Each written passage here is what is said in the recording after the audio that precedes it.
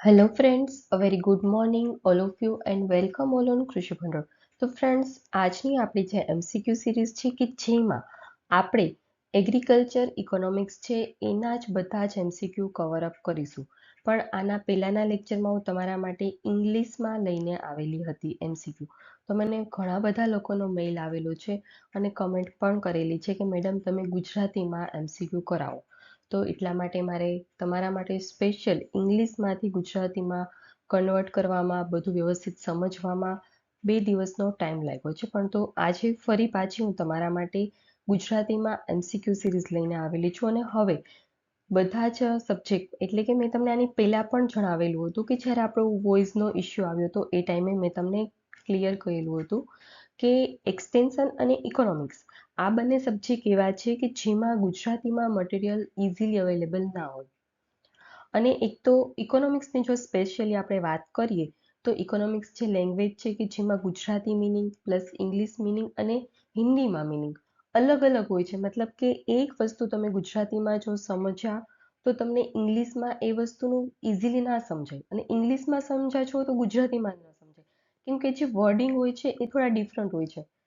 એટલા માટે જનરલી લેંગ્વેજનો તો ઇશ્યુ આવવાનો જ છે. પરંતુ મારી હવે મેક્સિમમ એવી ટ્રાય હશે કે જે બીઆરએસવાળા જે સ્પેશિયલી જે સ્ટુડન્ટ છે કે એ લોકોએ કીધેલું હતું કે મેડમ અમે બીઆરએસવાળા સ્ટુડન્ટ છીએ તો અમને ઇંગ્લિશમાં ઇકોનોમિક્સ સમજાતું નથી, તમે ગુજરાતીમાં લઈને આવો. તો સ્પેશિયલી એ લોકોને આપણે હેલ્પફુલ થઈ શકીએ એટલા માટે ગુજરાતીમાં આજથી હું MCQ સિરીઝ ઇકોનોમિક્સ અને એક્સટેન્શનની પણ સ્ટાર્ટ કરીશ.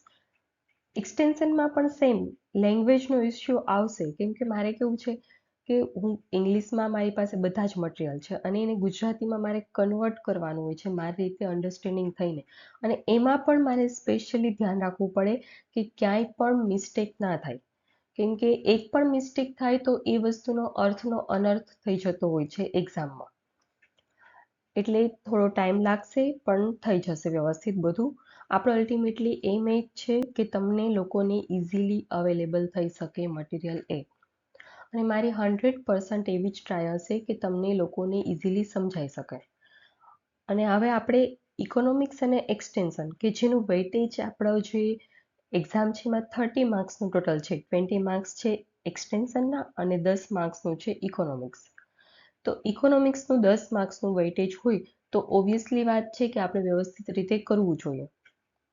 અને તમે મારા ખ્યાલથી જે બીઆરએસવાળા સ્ટુડન્ટ છે કે જે ઇકોનોમિક્સ શાયદ ભણેલા નથી અને જો ભણેલા હશે તો પણ ખૂબ ઓછું એવું પોર્શન ભણેલા હશે.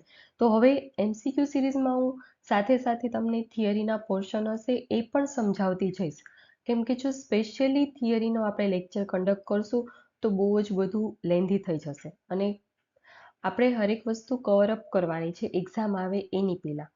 અને એક્ઝામ પણ પ્રોબેબલી મને એવું લાગે છે કે એપ્રિલ આજુબાજુ શાયદ આવવી જોઈએ. શાયદ કહું છું એટલે કોઈ એવું વિચારી ના લેતા કે મેડમે કીધેલું છે તો આવી જ જશે. મારો એવો અંદાજો છે અને એ પણ અંદાજો છે એનું રીઝન એક જ છે કે જે સંશોધન મદદનીશ અને જે રિસર્ચવાળી છે કે જેની નોટિફિકેશન 2024માં આવેલી હતી અને એની એક્ઝામ એવું કહે છે કે 20 માર્ચ પછી લેવાશે. તો એ વિચારીને હું તમને એવું કહું છું કે એ એક્ઝામ લેવાય પછીના શેડ્યુલમાં એટલે કે નેક્સ્ટ મંથમાં મે બી પોસિબલ છે કે આપણી એક્ઝામ કન્ડક્ટ થઈ શકે. મે બી કહું છું, વ્યવસ્થિત રીતે સાંભળજો. તો આપણો એવો ટાર્ગેટ છે કે એક્ઝામ ગમે ત્યારે આવે પણ તો આપણી પાસે ઇનફ મટીરિયલ છે તો વ્યવસ્થિત તમને યુટિલાઇઝ થઈ શકે. એટલા માટે હું MCQ સિરીઝ હશે એમાં જ સાથે સાથે તમને થિયરીના પોર્શન કરાવીશ. અને જો પછી ટાઈમ હશે તો અલગથી થિયરીનું આવશે, એ વાત અલગ છે. પરંતુ અત્યારે આપણી એ જ ટ્રાય છે કે MCQની સાથે સાથે થિયરી પણ સમજતા જઈએ. અને ઇકોનોમિક્સમાં આજની જે MCQ સિરીઝ છે કે જેમાં સાવ બેઝિક ઇકોનોમિક્સથી હું સ્ટાર્ટ કરીશ. એ શા માટે ઇકોનોમિક્સ બેઝિકથી સ્ટાર્ટ કરીશ, કેમ કે આ MCQ સિરીઝ હવે એવી જ હશે હું જે લઈને આવીશ તમારા માટે ઇકોનોમિક્સની કે એમાં બેઝિકથી આખું જે તમારો પોર્શન છે કે જે ફંડામેન્ટલ ઓફ એગ્રીકલ્ચર ઇકોનોમિક્સ જે લોઝ છે ઇકોનોમિક્સના એ હરેક લોઝ કવર અપ કરાવીશ. અને એ લોઝ કરાવીશ એ આપણી MCQ સિરીઝમાં જ કરાવીશ. એટલે તમારા માટે ઇઝી થઈ જાય. 10 માર્ક્સમાંથી મેક્સિમમ તમે લોકો માર્ક્સ કવર અપ કરી શકો. આપણો એ ટાર્ગેટ છે એટલા માટે. તો ફ્રેન્ડ્સ, આપણે સ્ટાર્ટ કરીએ આજની આપણી MCQ સિરીઝ. એની પહેલાં તમે આપણી ચેનલ કૃષિ ભંડોળ છે એને લાઇક કરો, શેર કરો અને સબસ્ક્રાઈબ કરો. અને જે પણ ફ્રેન્ડ્સ આપણી જોડે નવા જોડાય છે, તો જો એ લોકોને ટેલિગ્રામ ચેનલમાં જોડાવવું હોય તો એ માટેની જે લિંક છે કે જે ડિસ્ક્રિપ્શન બોક્સમાં આપેલી છે, તો એ લિંકનો યુઝ કરીને એ લોકો આપણી જે ટેલિગ્રામ ચેનલ છે કે જેમાં જોડાઈ શકે છે. અને આ ટેલિગ્રામ ચેનલમાં જોડાવાનો મેઇન એમ એ જ છે કે કંઈ પણ લેટેસ્ટ ઇન્ફોર્મેશન હોય તો તમને ઇન્સ્ટન્ટલી મળી શકે એટલા માટે. ઓકે, તો સ્ટાર્ટ કરીએ આજની આપણી MCQ સિરીઝ. અને આપણો ફર્સ્ટ ક્વેશ્ચન છે કે અર્થશાસ્ત્રના પિતા તરીકે કોણ પ્રખ્યાત છે? એટલે કે ફાધર ઓફ ઇકોનોમિક્સ તરીકે કોણ ફેમસ છે? તો ફાધર ઓફ ઇકોનોમિક્સની જો વાત કરવામાં આવે તો ફાધર ઓફ ઇકોનોમિક્સ તરીકે એડમ સ્મિથ કે જે ફેમસ છે. એટલે અહીં આપણો રાઈટ આન્સર આવશે એડમ સ્મિથ, કે જેમને ફાધર ઓફ ઇકોનોમિક્સ તરીકે આપણે ઓળખીએ છીએ. ત્યારબાદ આપણો નેક્સ્ટ ક્વેશ્ચન આવશે, ગ્રોથની વ્યાખ્યા કોણે આપેલી હતી? ગ્રોથ, તો ગ્રોથ છે કે જેની વ્યાખ્યા કોણે આપેલી હતી? તો કે લોર્ડ કેન્સ. લોર્ડ કેન્સ છે કે જેમણે ગ્રોથની વ્યાખ્યા આપેલી હતી. અગેન યાદ રાખી લેજો, ગ્રોથની વ્યાખ્યા લોર્ડ કેન્સે આપેલી હતી. અને એડમ સ્મિથ કે જે ફાધર ઓફ ઇકોનોમિક્સ છે. શું છે? ફાધર ઓફ ઇકોનોમિક્સ, એટલે કે અર્થશાસ્ત્રના પિતા તરીકે આપણે ફાધર ઓફ ઇકોનોમિક્સ તરીકે એડમ સ્મિથને ઓળખીએ છીએ. ત્યારબાદ આપણો નેક્સ્ટ ક્વેશ્ચન છે, અછત એટલે કે સ્કેરસિટી. તો સ્કેરસિટીની વ્યાખ્યા છે એ કોણે આપી હતી? તો સ્કેરસિટીની જ્યારે વાત કરવામાં આવે તો સ્કેરસિટીની જે વ્યાખ્યા છે કે જે આપણને આપેલી હતી રોબિન્સન. કોણે? રોબિન્સને સ્કેરસિટી એટલે કે અછતની વ્યાખ્યા આપેલી છે. ત્યારબાદ આપણો નેક્સ્ટ ક્વેશ્ચન છે, સુખાકારીની વ્યાખ્યા એટલે કે વેલફેર, ઇકોનોમિક વેલફેર એવો તમે શબ્દ સાંભળ્યો હશે, આર્થિક સુખાકારી. તો આર્થિક સુખાકારી અથવા તો વેલફેર અથવા તો સુખાકારી કે જેની વ્યાખ્યા આપણને કોણે આપેલી છે? તો માર્શલે. કોણે આપેલી છે? માર્શલે. માર્શલે સુખાકારીની વ્યાખ્યા આપેલી છે. ત્યારબાદ છે કેન્સ. તો કેન્સની જો વાત કરીએ તો ગ્રોથની વ્યાખ્યા આપેલી છે કેન્સે. કોણે આપી છે? ગ્રોથની કેન્સે. ગ્રોથ કે જેની વ્યાખ્યા આપણને આપેલી છે કેન્સે. ત્યારબાદ છે એડમ સ્મિથ કે જેને ફાધર ઓફ ઇકોનોમિક્સ તરીકે ઓળખીએ છીએ. એટલે કે અર્થશાસ્ત્રના પિતા તરીકે આપણે એડમ સ્મિથને ઓળખીએ છીએ. અને રોબિન્સન, તો રોબિન્સન છે કે જેને સ્કેરસિટી એટલે કે અછતની વ્યાખ્યા આપેલી છે. શું આપેલું છે? રોબિન્સને અછતની વ્યાખ્યા આપેલી છે. ત્યારબાદ આપણો નેક્સ્ટ ક્વેશ્ચન છે, ભૌતિક સુખાકારી માટે કોને પોતાના વિચારો પ્રગટ કર્યા હતા? આપણે આગળ જોયું કે વેલફેર એટલે કે સુખાકારી એની વ્યાખ્યા કોણે આપેલી હતી? માર્શલે. તો સેમ અહીં ભૌતિક સુખાકારી એટલે કે ફિઝિકલ વેલફેર, તો એની પણ વ્યાખ્યા આપણને માર્શલે આપેલી છે. કોણે આપેલી છે? માર્શલે. શું? તો કે સુખાકારી એટલે કે વેલફેર એની વ્યાખ્યા આપણને માર્શલે આપેલી છે. ત્યારબાદ આપણો નેક્સ્ટ ક્વેશ્ચન છે, માનવ ઈચ્છાઓ અમર્યાદિત છે એવું કોણે કહ્યું હતું? એટલે કે હ્યુમન વોન્ટ્સ આર અનલિમિટેડ. એટલે કે ફોર એક્ઝામ્પલ આપણે વાત કરીએ તો આપણી પાસે સાયકલ હોય તો આપણને એવી ઈચ્છા થાય કે નહીં, સાયકલ નહીં, મારી પાસે બાઇક હોય તો વધુ મને મજા આવે. આપણી પાસે બાઇક આવી જાય તો આપણને એમ થાય કે નહીં, મારી પાસે 4 વ્હીલ હોય તો મજા આવે. તો આપણી પાસે 4 વ્હીલ આવી જાય. ફોર એક્ઝામ્પલ આપણી પાસે વેગેનાર આવે કે સ્વિફ્ટ આવે, તો આપણને એવું થાય કે નહીં, હવે આનાથી ઊંચું મોડેલ એટલે કે આપણે કિયા, સેલ્ટોસ કે એવી હાઈ પ્રાઇસ, હાઈ વેલ્યુએશન વાળી જે 4 વ્હીલ હોય છે, જે કાર હોય છે, એની આપણને ઈચ્છા થાય. અને એ જો હાઈ પ્રાઇસ વાળી જે કિયા, સેલ્ટોસ કે બીજી સિયાસ છે, વેરના છે, વોટેવર હાઈ પ્રાઇસ વાળી આપણી પાસે કાર આવી જાય તો આપણી એવી ઈચ્છાઓ થાય કે મારી પાસે ઓડી કે મર્સિડીઝ હોય તો મને મજા આવે. એટલે કે આપણી જે ઈચ્છાઓ હોય છે એ અમર્યાદિત હોય છે. આપણી ઈચ્છાઓ હોય છે એ મર્યાદિત હોતી નથી. એટલે કે જ્યાં સુધી આપણી પાસે કંઈ વસ્તુ નથી ત્યાં સુધી આપણને એની ઈચ્છા હોય છે, પરંતુ જેવી આપણી પાસે એ વસ્તુ આવી જાય તો એનાથી જે સારી ક્વોલિટીની, જે ઉચ્ચ ગુણવત્તાવાળી વસ્તુ હોય છે એની આપણને ઈચ્છાઓ જાગે છે. એટલે કે માનવ ઈચ્છાઓ હોય છે એ કેવી હોય છે? અમર્યાદિત હોય છે. એટલે કે હ્યુમન વોન્ટ્સ આર અનલિમિટેડ. તો આવું કોને કહ્યું હતું? તો રોબિન્સને. એનું જે એઝમ્પશન હતું રોબિન્સનનું, એમાં એને કહ્યું હતું હ્યુમન વોન્ટ્સ આર અનલિમિટેડ. એટલે કે માનવીની જે ઈચ્છાઓ હોય છે એ અમર્યાદિત હોય છે. એ કોઈ મર્યાદામાં કોઈ સીમિત હોતું નથી. એટલે કે આપણી પાસે જે પણ વસ્તુ છે કે જે આપણે ભોગવિલાસ મેળવતા હોઈએ છીએ એનાથી વધુમાં વધુ આપણે મેળવવાની ઈચ્છાઓ ધરાવતા હોઈએ છીએ, એવું આપણને રોબિન્સને કહ્યું છે. અને આ જે ઇકોનોમિક્સના લો છે એ તમારું સેલ્ફ થિંકિંગ નથી કરવાનું. ઇકોનોમિક્સના જે લો હોય છે એમાં જે પણ સાયન્ટિસ્ટે આપણને જે કીધું હોય છે એ આપણે સાચું માનવાનું હોય છે. કેમ કે આ ઇકોનોમિક્સમાં એવું હોય છે, એક સાયન્ટિસ્ટે કંઈક અલગ કીધું હશે તો બીજો સાયન્ટિસ્ટ જે હશે એને એનું કથનને જે હશે એ ખોટું કીધેલું હશે, મતલબ ખોટું ગણાવ્યું હશે ને એને પોતાના વિચારો વ્યક્ત કર્યા હશે. એટલે ઇકોનોમિક્સ છે એમાં તમારે તમારા વિચારો અને તમારા જે થિંકિંગ લેવલ હોય છે એને સ્ટોપ રાખવાનું હોય છે. જે પણ વૈજ્ઞાનિકે જે પણ કીધેલું હોય છે એનું આપણે યાદ રાખવાનું હોય છે. કેમ કે અહીંયા અલગ અલગ ઇકોનોમિક્સ આવશે, સાયન્ટિસ્ટ અલગ અલગ આવશે, કે જેમાં પહેલું આપણે વાત કરીએ કે એક વૈજ્ઞાનિકે કંઈક બીજું કીધેલું છે તો બીજા વૈજ્ઞાનિકે એવું કીધેલું હશે કે આ વૈજ્ઞાનિકે ખોટું કીધું છે, તો ત્રીજાએ સપોર્ટ કરેલો હશે. એટલે એ વસ્તુ શું સાચી છે શું ખોટી છે એ આપણે જજ કરવાનું નથી. ઇકોનોમિક્સના લોમાં જે વસ્તુ કહે છે, જે સિદ્ધાંત જે સમજાવે છે એ આપણે સમજવાનું છે. એટલે ખાસ આ વસ્તુ ધ્યાન રાખજો. ત્યારબાદ આપણો નેક્સ્ટ ક્વેશ્ચન છે,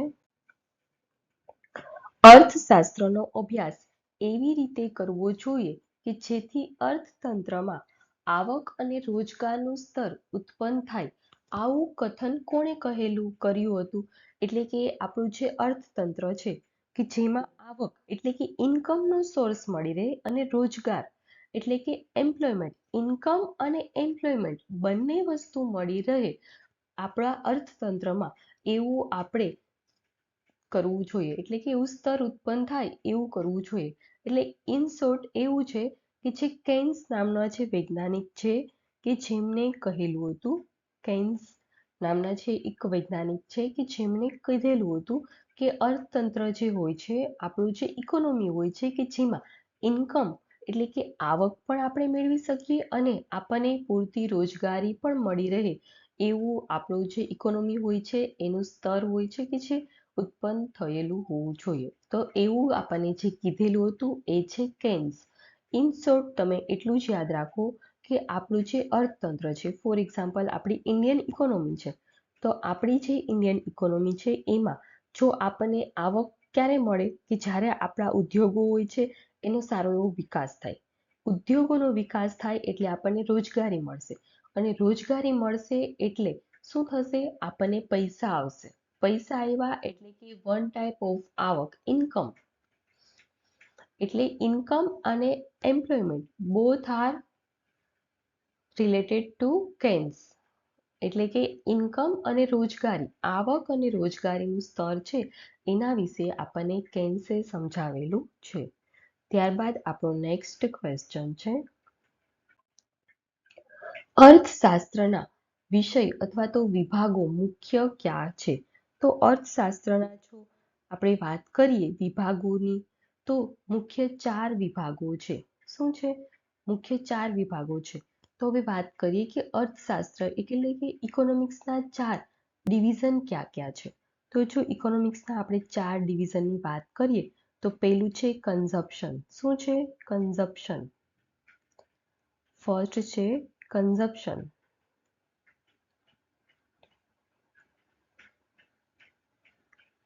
કન્ઝપ્શન.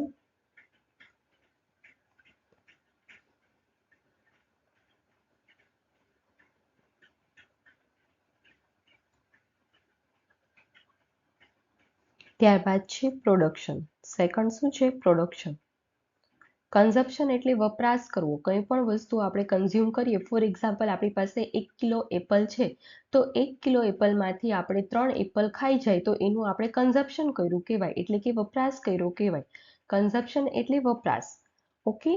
અને પ્રોડક્શન. પ્રોડક્શન એટલે શું છે? ઉત્પાદન. પ્રોડક્શન એટલે ઉત્પાદન. કંઈ પણ વસ્તુનું આપણે ઉત્પાદન કરીએ. ફોર એક્ઝામ્પલ, આપણે સફરજન છે તો એને વાવ્યા છે અને આપણે એનું ઉત્પાદન કરીએ છીએ, એ છે આપણું production. Consumption, production, then exchange. શું છે થર્ડ લો? લો તો નહીં પણ ડિવિઝન. થર્ડ છે એક્સચેન્જ. મારી પાસે એપલ છે અને તમારી પાસે ચીકુ છે, તો હું તમને એવું કહું કે તમે મને ચીકુ આપો, હું તમને એપલ આપીશ, તો એ શું થયું? એક્સચેન્જ. એક્સચેન્જ એટલે કે આદાન પ્રદાન કરવું. એક્સચેન્જ એટલે શું છે? આદાન પ્રદાન. જે વસ્તુ કરીએ એને કહેવામાં આવે છે એક્સચેન્જ. અને ત્યારબાદ છે ડિસ્ટ્રીબ્યુશન. ફોર્થ શું છે? ડિસ્ટ્રીબ્યુશન. ડિસ્ટ્રીબ્યુશન એટલે શું છે? વિતરણ. મારી પાસે 10 કિલો એપલ છે અને હું 50 લોકોમાં એનું વિતરણ કરું તો એનું ડિસ્ટ્રીબ્યુશન મેં કરેલું કહેવાય. શું કહેવાય? ડિસ્ટ્રીબ્યુશન. ડિસ્ટ્રીબ્યુશન એટલે કે વિતરણ. ડિસ્ટ્રીબ્યુશન એટલે શું? વિતરણ.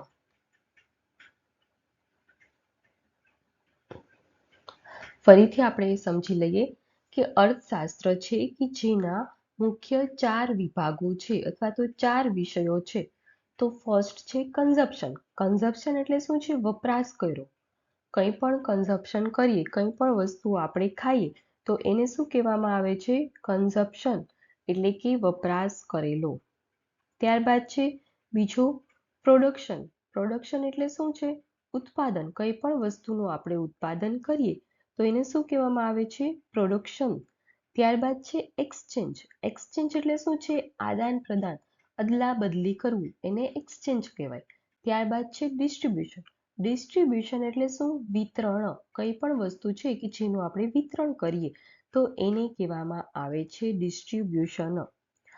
હજુ આપણે વ્યવસ્થિત રીતે જો સમજીએ તો કન્ઝપ્શન કે જેમાં વપરાશ કર્યો કહેવાય, એટલે કે કંઈ પણ વસ્તુ હોય છે, કંઈ પણ વેલ્થ હોય છે, ફોર એક્ઝામ્પલ સંપત્તિ, તો આપણી સુખાકારી માટે આપણે કંઈ પણ આપણી ઈચ્છાઓ હોય કે જેને સંતોષવા માટે આપણે જે સંપત્તિ છે કે જેનો ઉપયોગ કરીએ, વપરાશ કરીએ તો એને કન્ઝપ્શન કર્યું કહેવાય. અને આ જે કન્ઝપ્શન કરીએ એમાં શું આપણે થતું હોય છે? યુટિલિટી. મેં આગળનો જે લેક્ચર હતો એમાં તમને યુટિલિટી વિશે સમજાવેલું હતું. તો એ જે યુટિલિટી હોય છે કે જે ડિસ્ટ્રક્શન એનું થતું હોય છે. કન્ઝપ્શન હોય કે જેમાં યુટિલિટીનું ડિસ્ક્રિપ્શન થતું હોય છે, એટલે કે યુટિલિટી હોય છે એ યુઝ થતી હોય છે. યુટિલિટીની યુઝ થતી હોય છે. ત્યારબાદ છે પ્રોડક્શન. તો પ્રોડક્શન શું છે? તો કે creation of utility. Production means that creation of utility, એટલે કે ક્રિએશન કરવું. પ્રોડક્શન કરવું મતલબ ઉત્પાદન કરવું, એટલે ક્રિએશન એટલે પણ એવું જ થયું કે યુટિલિટી છે એનું ક્રિએશન કરીએ. ત્યારબાદ છે એક્સચેન્જ. તો એક્સચેન્જ એટલે શું છે? આપણે બાઇંગ અને સેલિંગ કરતા હોય છે ઘણી વખત, કે જેને આપણે એક્સચેન્જ તરીકે ઓળખતા હોય છે. હું તમને કઈ વસ્તુ આપું અને તમે કઈ વસ્તુ મને સામે આપો, એટલે કે હું બાય કરું, તમે સેલ કરો. શું થયું? એક્સચેન્જ થયું. અને ડિસ્ટ્રીબ્યુશન. ડિસ્ટ્રીબ્યુશન એટલે કે વિતરણ. ત્યારબાદ આપણો નેક્સ્ટ ક્વેશ્ચન છે, અર્થશાસ્ત્રમાં માત્ર ભાવ સિદ્ધાંતો એટલે કે પ્રાઇસ થિયરી નહીં, પરંતુ સમગ્ર અર્થતંત્રનો અભ્યાસ કરવામાં આવે તો એને શું કહેવામાં આવે છે? ફોર એક્ઝામ્પલ હું તમને સમજાવું કે આપણું જે અર્થશાસ્ત્ર છે જે ઇકોનોમિક્સ છે કે જેની 2 મુખ્ય બ્રાન્ચ હોય છે. એમાં ફર્સ્ટ છે માઇક્રો ઇકોનોમિક્સ અને સેકન્ડ છે મેક્રો ઇકોનોમિક્સ. માઇક્રો એટલે શું છે? સાવ નાનું. અહીંયા હું તમને સમજાવું. સૂક્ષ્મ. માઇક્રો એટલે શું છે? સૂક્ષ્મ અર્થશાસ્ત્ર. સૂક્ષ્મ અર્થશાસ્ત્ર. માઇક્રો ઇકોનોમિક્સ એટલે સૂક્ષ્મ અર્થશાસ્ત્ર. અને મેક્રો ઇકોનોમિક્સ એટલે શું છે? વિશાળ અથવા તો સમગ્ર લક્ષી. એનું ગુજરાતીમાં જે વર્ડ છે કે જે વિશાળ પણ કહીએ અને સમગ્ર લક્ષી પણ આપણે કહીએ છીએ. સમગ્ર લક્ષી શું છે? સમગ્ર લક્ષી. સમગ્ર લક્ષી અર્થશાસ્ત્ર આ છે. તો અહીંયા આપણને ક્વેશ્ચનમાં શું પૂછેલું છે કે સમગ્ર અર્થતંત્રનો અભ્યાસ કરવામાં આવે. બસ તમારે ક્વેશ્ચનમાં ખાલી તમે જે ક્વેશ્ચન શું પૂછેલું છે એને તમે ટાર્ગેટ કરશો તો પણ તમે એટલીસ્ટ કંઈક આન્સર આપી શકશો. તો અહીંયા શું છે? સમગ્ર અર્થતંત્રનો અભ્યાસ કરવામાં આવે છે. સમગ્ર અર્થતંત્ર. તો અહીંયા શું આપણો રાઈટ આન્સર આવશે? Macro economics. મેક્રો ઇકોનોમિક્સ એટલે કે સમગ્ર લક્ષી અર્થશાસ્ત્ર. ત્યારબાદ આપણો નેક્સ્ટ ક્વેશ્ચન છે, અર્થશાસ્ત્રમાં માત્ર ભાવ સિદ્ધાંત એટલે કે પ્રાઇસ થિયરીનો જ અભ્યાસ કરવામાં આવે તો તેને શું કહેવામાં આવે છે? મેં તમને આગળ પણ સમજાવ્યું ને કે માઇક્રો ઇકોનોમિક્સ એટલે સૂક્ષ્મ અર્થશાસ્ત્ર અને મેક્રો ઇકોનોમિક્સ એટલે સમગ્ર લક્ષી. તો અહીં આપણને માત્ર ભાવ સિદ્ધાંત એટલે કે પ્રાઇસ થિયરી વિશે જ પૂછેલું છે. તો એ આપણો રાઈટ આન્સર આવશે માઇક્રો ઇકોનોમિક્સ એટલે કે સૂક્ષ્મ અર્થશાસ્ત્ર. ત્યારબાદ આપણો નેક્સ્ટ ક્વેશ્ચન છે, દેશની જે રાષ્ટ્રીય આવક છે, બચત છે, રોકાણ, ઉત્પાદન, રોજગાર, સામાન્ય ભાવસ્તર વગેરેનો અભ્યાસ કરવામાં આવે તો તેને શું કહેવાય છે? આપણે જોયું કે મેક્રો ઇકોનોમિક્સ અને માઇક્રો ઇકોનોમિક્સ કે જે મુખ્ય બે પ્રકારો પડે છે ઇકોનોમિક્સના. તો મેક્રો ઇકોનોમિક્સ એટલે શું છે? તો કે સમગ્ર લક્ષી અર્થશાસ્ત્ર કે જેમાં આખા અર્થતંત્રનો આપણે વાત કરવામાં આવતી હોય છે. અને માઇક્રો ઇકોનોમિક્સ એટલે સૂક્ષ્મ અર્થશાસ્ત્ર. સૂક્ષ્મ અર્થશાસ્ત્ર એટલે શું છે? તો કે કોઈ પણ એક પર્ટિક્યુલર જ વાત કરવામાં આવે. આપણે જોયું કે પ્રાઇસ થિયરી. પ્રાઇસ થિયરી એટલે શું છે? તો કે ભાવને લગતા સિદ્ધાંતો. તો ખાલી એમાં ભાવ શું છે? ભાવ એટલે શું છે? ઘણી વખત આપણે જોતા હોઈએ છીએ બજાર હોય કે જેમાં સારા એવા ઊંચા સ્તરના ભાવ આપણને જોવા મળે છે, ઘણી વખત નીચું જોવા મળે છે. એટલે કે પ્રાઇસ થિયરી માત્ર ને માત્ર પ્રાઇઝની જ વાત કરવામાં આવે તો એને આપણે શું કહીએ છીએ? માઇક્રો ઇકોનોમિક્સ એટલે કે સૂક્ષ્મ અર્થશાસ્ત્ર. પરંતુ અહીં આપણો ક્વેશ્ચન છે કે દેશની રાષ્ટ્રીય આવક. રાષ્ટ્રીય આવક એટલે શું છે? આખા દેશની વાત કરી છે અને આખા દેશની ઇકોનોમીની વાત કરેલી છે. ત્યારબાદ છે બચત એટલે કે સેવિંગ. ત્યારબાદ છે રોકાણ એટલે કે ઇન્વેસ્ટમેન્ટ. ત્યારબાદ છે ઉત્પાદન એટલે કે પ્રોડક્શન અને રોજગાર. રોજગાર એટલે શું છે? એમ્પ્લોયમેન્ટ. સામાન્ય ભાવ સ્તર એટલે કે વેજીસ, મની વેજીસ કે જેનું વાત કરવામાં આવેલું છે. તો એ બધાનો જો આપણે અભ્યાસ કરવામાં આવે તો એને આપણે શું કહેવામાં આવે છે? Macro economics. મેક્રો ઇકોનોમિક્સ એટલે કે સમગ્ર લક્ષી આ બધી વસ્તુ. આ રાષ્ટ્રીય આવક છે તો એક પર્ટિક્યુલર આપણી આવક નથી પૂછેલી, આખા દેશની આવક પૂછેલી છે. બચત છે તો આપણી બચતની વાત નથી કરેલી, પરંતુ આખા દેશનું જે બચત હોય છે એની વાત કરેલી હોય છે.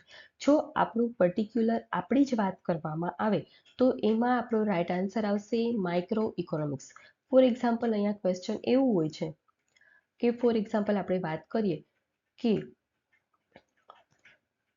પ્રિયાંકભાઈ છે તો પ્રિયાંકભાઈની આવક, બચત અને રોકાણ, ઉત્પાદન અને રોજગારનો અભ્યાસ કરવામાં આવે તો એને શું કહેવામાં આવે છે? તો પ્રિયાંકભાઈ એટલે કે સ્પેસિફિક વ્યક્તિની જ વાત કરેલી છે. તો એ પ્રિયાંકભાઈની જ જો વાત કરવામાં આવે તો એ પ્રિયાંકભાઈને આપણે માઇક્રો ઇકોનોમિક સ્ટડીમાં આપણે કરવાનું હોય છે. પરંતુ અહીંયા આપણને એવું પૂછે કે ગુજરાત સ્ટેટ એની રાષ્ટ્રીય આવક, બચત, રોકાણ અને ઉત્પાદન અને રોજગારની જો વાત કરવામાં આવે તો ગુજરાત એટલે કે વિશાળ થઈ ગયું. તો એમાં આપણું આવશે મેક્રો ઇકોનોમિક્સ. તો અહીંયા આપણને દેશનું પૂછેલું છે એટલે પણ આપણું મેક્રો ઇકોનોમિક્સ આવશે. પરંતુ જો અહીંયા એવું પૂછવું હોય કે સરદાર કૃષિનગર દાંતીવાડા કૃષિ યુનિવર્સિટી છે કે જેની આવક, બચત અને રોકાણ અને ઉત્પાદન અને રોજગારની વાત કરવામાં આવે તો એ વસ્તુમાં આવશે માઇક્રો ઇકોનોમિક્સ એટલે કે પર્ટિક્યુલર લેવલની વાત કરેલી હોય. જ્યારે એક પર્ટિક્યુલર વ્યક્તિ છે, પર્ટિક્યુલર ઇકોનોમીની જો વાત કરવામાં આવે તો એને આપણે માઇક્રો ઇકોનોમિક્સ તરીકે ઓળખીએ છીએ, પરંતુ જ્યારે વિશાળ વાત કરવામાં આવે ત્યારે મેક્રો ઇકોનોમિક્સની વાત કરવામાં આવે છે. ત્યારબાદ આપણો નેક્સ્ટ ક્વેશ્ચન છે, કયું અર્થશાસ્ત્રને પરંપરાગત દ્રષ્ટિકોણ છે, એટલે કે ટ્રેડિશનલ ઇકોનોમી કઈ છે? તો જે માઇક્રો ઇકોનોમિક્સ છે કે જેને આપણે ટ્રેડિશનલ ઇકોનોમિક્સ તરીકે ઓળખીએ છીએ. પહેલા સાવ શરૂઆતમાં જ્યારે આપણે ટ્રેડિશનલ ઇકોનોમી હતું કે જે પરંપરાગત દ્રષ્ટિકોણ માઇક્રો ઇકોનોમિક્સ ધરાવે છે. ત્યારબાદ આપણો નેક્સ્ટ ક્વેશ્ચન છે, કયું અર્થશાસ્ત્ર કે જે આધુનિક દ્રષ્ટિકોણ ધરાવે છે? આધુનિક દ્રષ્ટિકોણ એટલે શું છે? Modern economy. તો આપણું જે મેક્રો ઇકોનોમિક્સ છે કે જે મોડર્ન ઇકોનોમી તરીકે આપણે ઓળખીએ છીએ એ છે મેક્રો ઇકોનોમિક્સ, કે જેને મોડર્ન ઇકોનોમી તરીકે પણ આપણે ઓળખીએ છીએ. ત્યારબાદ આપણો નેક્સ્ટ ક્વેશ્ચન છે, કયું વિજ્ઞાન કે જે ચર્ચા કરે છે કે વસ્તુઓની યોગ્યતા અને અયોગ્યતા હોય તેની વાત કરે છે, કે જે વસ્તુ હોવી જોઈએ, કોઈ પણ વસ્તુ છે કે જે સાચી છે કે ખોટી છે, યોગ્ય છે કે અયોગ્ય છે, એના વિશેની સ્પેસિફિક જ્યારે આપણે વાત કરતા હોઈએ છીએ તો એવું જે વિજ્ઞાન હોય કે જેને આપણે આદર્શ વિજ્ઞાન અથવા તો નોર્મેટિવ સાયન્સ બંને તરીકે આપણે ઓળખીએ છીએ. આદર્શ વિજ્ઞાન એ ગુજરાતી વર્ડ છે અને નોર્મેટિવ સાયન્સ એ છે ઇંગ્લિશ વર્ડ. એટલે અહીં આપણો રાઈટ આન્સર આવશે આપેલ બંને. એટલે કે ઓટ ટુ બી, જે વસ્તુઓ હોવી જોઈએ એને આપણે શું કહીએ છીએ? ઓટ ટુ બી. શું કહીએ છીએ? ઓટ ટુ બી. નોર્મેટિવ સાયન્સ હોય છે કે જ્યાં ઓટ ટુ બી નો સિદ્ધાંત આવે છે. ઓટ ટુ બી એટલે શું છે? કે કોઈ પણ વસ્તુ છે યોગ્ય છે કે નથી. ફોર એક્ઝામ્પલ, આપણે એટમ બોમ્બનું પ્રોડક્શન કરીએ તો એ યોગ્ય છે કે નથી?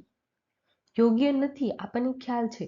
કોઈ પણ દેશ માટે એ યોગ્ય નથી અને યુદ્ધની સ્થિતિમાં જો આપણે કોઈ પણ આપણા દુશ્મન દેશ માટે પણ એટમ બોમ્બનો યુઝ કરીએ એ પણ યોગ્ય નથી. આપણે જે રશિયાનું જોયું હતું કે જે એટમ બોમ્બના લીધે એ લોકોમાં હજી પણ આપણને જોવા મળે છે. જાપાનની સ્થિતિ જોયેલી કે જે એટમ બોમ્બ છે કે જે ખરાબ છે. તો એ જે સાયન્સ છે કે જેને આપણે નોર્મેટિવ સાયન્સ તરીકે ઓળખીએ છીએ. ત્યારબાદ આપણો લાસ્ટ ક્વેશ્ચન છે, કયું વિજ્ઞાન તેમના કારણો, કોઝ એન્ડ ઇફેક્ટ, કારણો એટલે કોઝ અને અસરો એટલે કે ઇફેક્ટ માટે વસ્તુઓ સમજાવે છે, કે વસ્તુઓ જેવી છે તે શા માટે એવી જ છે? એને આપણે પોઝિટિવ સાયન્સ અથવા તો હકારાત્મક વિજ્ઞાન તરીકે ઓળખીએ છીએ. એટલે અહીં આપણો રાઈટ આન્સર આવશે આપેલ બંને. આપણું જે ઇકોનોમિક્સ છે કે જેમાં આપણે જોયું કે માઇક્રો અને મેક્રો ઇકોનોમિક્સ આવે છે. ત્યારબાદ છે positive science. Economics is a science. Economics is a art and science. એટલે ઇકોનોમિક્સ જ્યારે સાયન્સ છે એવી આપણે વાત કરીએ છીએ ત્યારે આપણા બે ટાઈપ પડે છે. એક છે નોર્મેટિવ સાયન્સ અને બીજું છે પોઝિટિવ સાયન્સ. શું છે નોર્મેટિવ સાયન્સ? એટલે કે આદર્શ વિજ્ઞાન. નોર્મેટિવ સાયન્સ અને બીજું છે પોઝિટિવ સાયન્સ. શું છે? પોઝિટિવ સાયન્સ છે. Positive science, normative and positive science.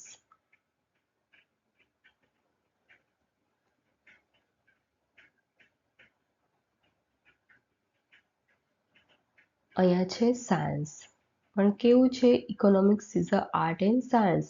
Economics is a one type of science.